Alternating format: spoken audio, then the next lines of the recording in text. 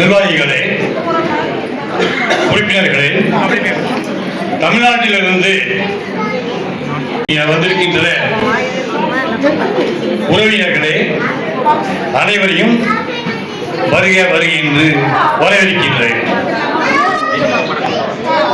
இது இந்த ஜெட்டி நல சங்கம் என்பது 5 ஆண்டுகளுக்கு முன்னே சாதாரணமாக உருவாக்கப்பட்டது. இது எங்கள் நிர்வாகிகள் இருக்காங்க, அவ்வளோ கடுமையாக பாடுபட்டு ஒருவரும் நிர்வாகிகளும் என்னிடம் நான் எங்கே தான் என்று தொடர்பு கொள்வார்கள். அவர்களுக்கு தினமும் கடுமையாக பாடுபட்டு இந்த சங்கத்தை இந்த அளவுக்கு கொண்டு வந்திருக்கிறார்கள் என்பதற்கு நான் நன்றி தெரிவித்துக் கொள்கிறேன். அதே மாதிரி இன்னொரு விஷயம் என்னன்னு கேட்டீங்கன்னாக்கா, நமது சங்கத்துக்கு சந்தா தொகை அல்லது நன்கொடை பெறும் பொழுது நான் வாட்ஸ்அப்ல போனா, நம்ம வாட்ஸ்அப் 5 குரூப் 6 குரூப் இருக்குது. அதை நம்ம போட்டோம்னா நம்ம உறவினர்கள், தமிழ்நாட்டை சேர்ந்த உறவினர்களை சொல்றேன், அத்தனை பேர் சொல்றேன், 99% நமக்கு எங்களை அடைய விடாம பணத்தை அவங்களே ஜிபே பண்ணிடுறாங்க. அப்படிங்கிறத ரொம்ப சந்தோஷமா இங்க ஒன்று தெரிஞ்சுக்கிறேன். அதே மாதிரி எது சங்கத்துக்கு நல்லது என்று என்னாலும் நிர்வாகிகளாலும் முடிவு எடுத்து எது சொன்னாலும் நமது உறவினர்கள் கேட்டுக்கொள்கிறார்கள் என்பது மிகவும் மகிழ்ச்சி அளிக்கின்றது. அதே போல இந்த ஜெட்டிநல சங்க விழாவுக்கு அந்த விழாவிலே சொல்லக்கூடிய ஒவ்வொரு கருத்தையும் நாம் எடுத்துக் கொள்ளணும். நமக்கு தெரிஞ்ச இருக்கும், தெரியாம இருக்கும். இப்பொழுது அந்த ஜெட்டிநல சங்க, அதாவது மக்கள் தொகை கணக்கெடுப்பு எடுக்க போறாங்க.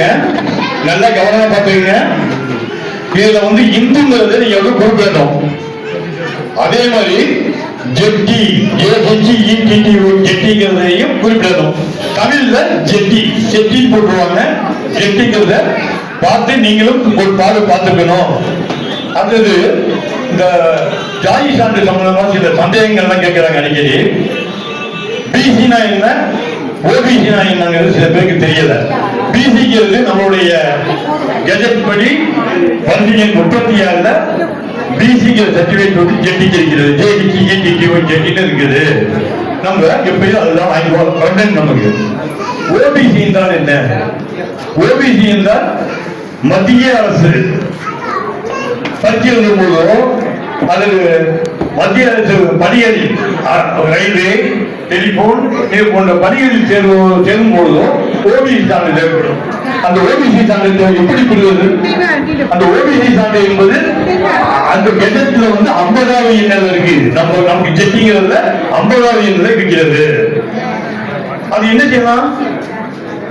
பிசி சான்று, ரேஷன் கார்டு செராக்ஸ், இருப்பிட சான்று, வருமான சான்று, மெயின் வருமான சான்று.